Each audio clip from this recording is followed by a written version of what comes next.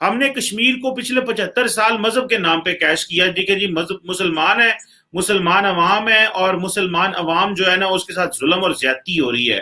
اور اس وقت کی پوزیشن یہ ہے کہ او آئی سی میں کوئی بندہ بھی ہماری بات سننے کو تیار نہیں ہے۔ تو اس حساب سے ہم، جبکہ پاکستانیوں کو ریئلی غلط فہمی ہو گئی، ایک یہ کہ ہم عربوں کے لیڈر بلکہ پوری اسلامی دنیا کے لیڈر ہیں، اور دوسرا یہ ہے کہ اسلام کے نام پہ ہم سیاست کر سکتے ہیں۔ اسلامی دنیا کی قیادت جو ہے وہ یا سعودی عرب کر سکتا ہے یا ترکی کر سکتا ہے، اور اگر وہ بھی نہیں کرے گا تو ایران کرے گا۔ پاکستان کا کہیں نمبر نہیں آ سکتا، یہ میں آپ کو بتا دوں۔ ہاں اس کی وجہ یہ ہے کہ جو انٹرنیشنل اسلامک کمیونٹی ہے اس کے اندر عام مسلمان سے آپ بات کر کے دیکھیں، وہ پاکستان کو کسی کھاتے میں نہیں ڈالتا، لیکن بہرحال ان کی رائے کوئی اتنی اچھی نہیں ہے کہ آپ کو ان کے کیلیبر کے مسلمان ہیں۔ اسلام نے آپ کے ساتھ جو حشر کیا وہ آپ کے سامنے کھڑا ہے۔ آپ نے خود مثال دی کہ ہندوستان کا اس وقت جو ہے وہ روس کیا کہتے ہیں فرانس کے ساتھ ڈسکشن ہو رہی ہے انڈو پیسیفک اور اس طرح کے ایشوز پہ، اور آپ کو جو ہے وہ قادری صاحب لے کے بیٹھے ہوئے ہیں کہ جی ادھر ہم سے پہلے بات کر کے مکائیں پھر آگے جائیں۔ یہ ہمارے لیڈران کو مانگنے کی عادت سر بڑی پرانی ہے، اور یہ بڑی اسکریچ زیرو سے، مطلب ہر لیڈر کو یہ ہے۔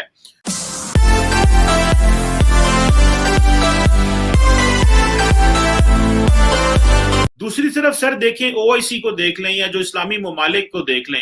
وہ اوور آل جو مذہبی سیاست ہے اس سے پیچھے ہٹتے جا رہے ہیں۔ مثال کے طور پہ ہم نے کشمیر کو پچھلے 75 سال مذہب کے نام پہ کیش کیا، دیکھیں جی مذہب مسلمان ہے، مسلمان عوام ہے، اور مسلمان عوام جو ہے نا اس کے ساتھ ظلم اور زیادتی ہو رہی ہے، اور اس وقت کی پوزیشن یہ ہے کہ او آئی سی میں کوئی بندہ بھی ہماری بات سننے کو تیار نہیں ہے، اور سارے بندے سمجھتے ہیں کہ انہوں نے بہت زیادہ اوور ریٹ کیا ہے، بہت زیادہ ایکسیسو یوز کیا ہے مذہبی کارڈ کو کشمیر کے اوپر۔ سو آج دنیا جو ہے جو مسلمان ممالک ہیں وہ کشمیر کے اوپر مذہبی کارڈ ہمارا سننے کو، دیکھنے کو، یا جو استعمال کرنے کو وہ پسند نہیں کرتے اور ڈسکس نہیں کرتے۔ تو سر یہ ٹرن اراؤنڈ کیسے ہو سکتا ہے؟ سیاستدانوں کو دیکھیں آنکھیں بند کر کے بیٹھے ہیں، مسلم ممالک نے ہمارے لیے دروازے بند کر دیے ہماری بات سننے کو کشمیر کے اوپر۔ تو سر یہ ٹرن اراؤنڈ کیسے ہو سکتا ہے؟ مطلب میرا تو دماغ موف ہے لٹرلی، میں مطلب ہم سوچتے رہتے ہیں، سمجھتے رہتے ہیں یار یہ کیا، اس کا کیا طریقہ ہو سکتا ہے، کیسے اس کا راستہ نکل سکتا ہے؟ انٹرنلی سیاستدان آنکھیں بند کر کے بیٹھے ہیں، وہ کبوتر کی طرح، وہ بولتے ہی نہیں ہیں، ان کو سانس ہی نہیں نکلتا، ان کو پتہ ہے ان مولویوں کے خلاف بولا تو الیکشن ہار جائیں گے۔ ایکسٹرنلی جو کشمیر کے اوپر مذہب کا ایک سپورٹ تھا وہ پیچھے ہٹ گیا آج، اور آج او آئی سی میں ہماری کوئی بات سننے وہ تیار نہیں ہے، کیونکہ وہ کہتے ہیں جی پہلے وہ جہاد ہونے کی وجہ سے ہمارا وہ گلوبلی تشخص خراب ہوا، سزائیں دینی پڑ رہی ہیں، او آئی سی پیچھے ہٹ گئی۔ تو سر اس کا what is the way forward? اس کا پھر آگے کیا ہے، کیا ہوگا پاکستان کے ان ایشوز کا ڈومیسٹکلی بھی، اینڈ پرٹیکولرلی اگر ہم صرف کشمیر کی بات کر لیں؟ کیا یہ کوئی نیچرل چیز تھی یا یہ ایک بہت ہی آرٹیفیشل قسم کی ایک اسٹریٹجی تھی؟ چونکہ پاکستان جو ہے وہ بر صغیر کے اندر انڈیا کی موجودگی میں یہاں کی جو پولیٹیکل سچویشن ہے اس میں کہیں فٹ نہیں ہو رہا تھا، تو اس نے اپنا ایک الگ تشخص بنانے کی کوشش کی جو اس کا تشخص تھا نہیں، نمبر ایک۔ اور نمبر دو، اس نے اس تشخص کو اجاگر کرنے کے لیے یا اس کو لوگوں میں ایکسپٹ کرانے کے لیے مذہب کا روپ دھارا، چونکہ ظاہر ہے آپ کا مراکش یا الجزائر کے ساتھ تو کوئی اور رشتہ تو بن نہیں سکتا تھا کہ آپ جا کے ان کو کہتے کہ ہم آپ کے لیڈر ہیں یا آپ ہمارے ساتھ چلیں، تو ظاہر ہے اس کے لیے جو ہے وہ مذہب تھا۔ لیکن یہ دونوں کام پاکستان کی جو پالیسی ساز ہے اور لیڈرشپ ہے اس کو یہ غلط فہمی ہو گئی کہ ہم نے یہ کام کیے،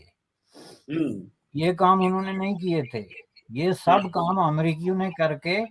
تو ان کو لے جا کے کرسی پہ بٹھایا تھا کہ آپ یہاں پہ فٹ ہوتے ہیں جناب، آپ یہاں بیٹھیں۔ اس میں آپ کو ایک ایک دن کی ڈیٹیل دے سکتا ہوں، 1948-49 سے لے کے تو 53 کے درمیان جب یہ ساری ڈیولپمنٹ ہوئی، جب پاکستان جو ہے وہ امریکہ کے ساتھ دفاعی معاہدے میں شامل ہوا یا بغداد پیکٹ جو ہے اس میں شامل ہوا یا سیٹوں میں شامل ہوا،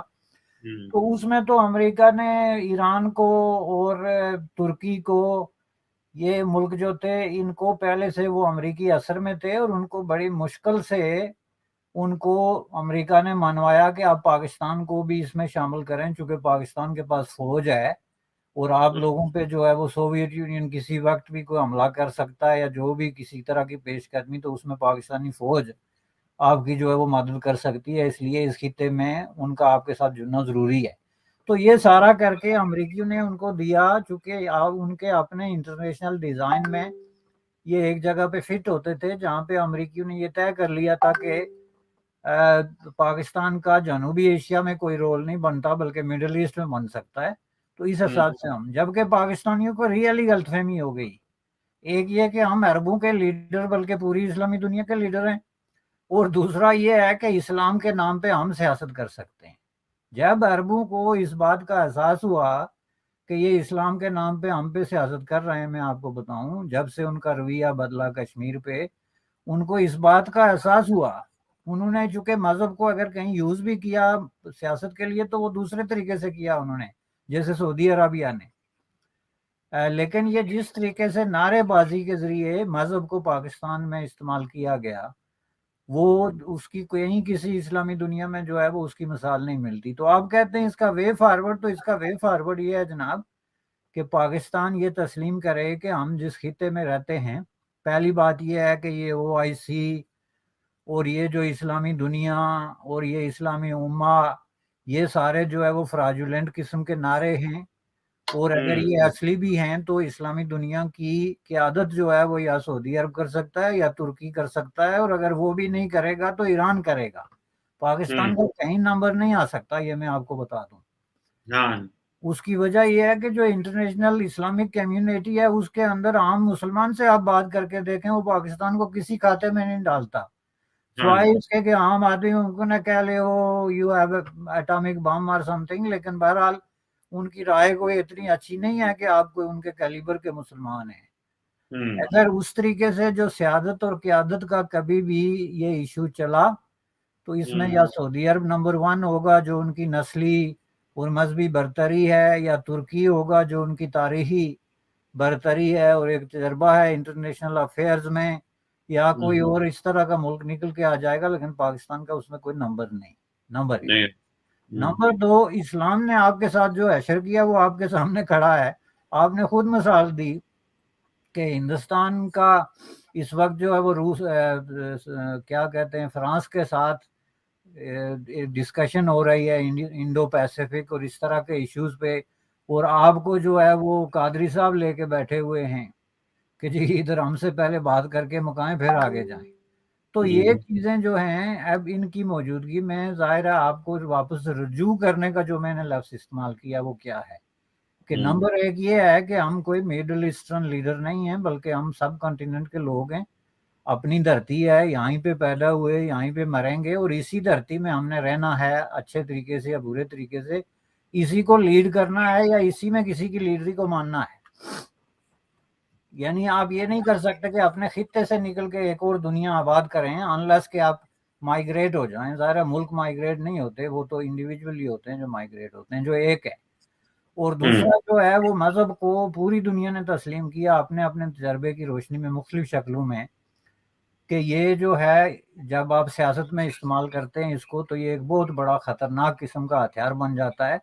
جو بالآخر جو ہے وہ عوامی مفادات کے خلاف ہوتا ہے۔ یہ تجربہ خواہ آپ سوویت یونین کا دیکھیں جو کمیونزم کے انڈر ہوا، یونائٹڈ اسٹیٹ آف امریکہ کا دیکھیں جو سیکولرزم کے نام پہ ہوا، یا ایون چین کا دیکھیں جو ایک پورا ایک سمجھ لیں کہ مخلوط قسم کا تجربہ ہے جس میں سب کچھ انہوں نے سمو لیا، لیکن ہر جگہ لوگ اسی نتیجے پہ پہنچے کہ بھائی اگر سوسائٹی کی ویلفیئر اور عوام کی بھلائی چاہتے ہیں تو مذہب کو ایک طرف رکھیں۔ تو یہ پاکستان کو آپ وے فارورڈ پوچھ رہے ہیں تو دوسرا نقطہ یہ ہے کہ ان کو اس سے ہٹنا ہوگا، ملک کو آزاد کرانا ہوگا، یہ مذہبی جس کے شیکلز اور جو مذہبی قبضہ ہے اور جو مذہبی تسلط ہے بلکہ مذہب کے نام پہ تسلط ہے، اس سے عوام کو آزاد کرانا ہوگا۔ ایک نئی فکر، آزادی ہے اظہار، سوچ، یعنی جو آپ نے کیا ہوا ہے جی اپنی یونیورسٹیز کالجز جو ماحول آپ نے کریٹ کیے ہوئے ہیں یہ کسی بھی طریقے سے کوئی ترقی والے لوگوں کا ماحول نہیں ہے۔ تو یہ 2 چیزیں، اور تیسری چیز یہ ہے کہ آپ کو ترقی کرنے کے لیے، امن قائم کرنے کے لیے اور اپنی نسلوں کو آگے لے جانے کے لیے انڈیا کے ساتھ، افغانستان کے ساتھ اور ایران کے ساتھ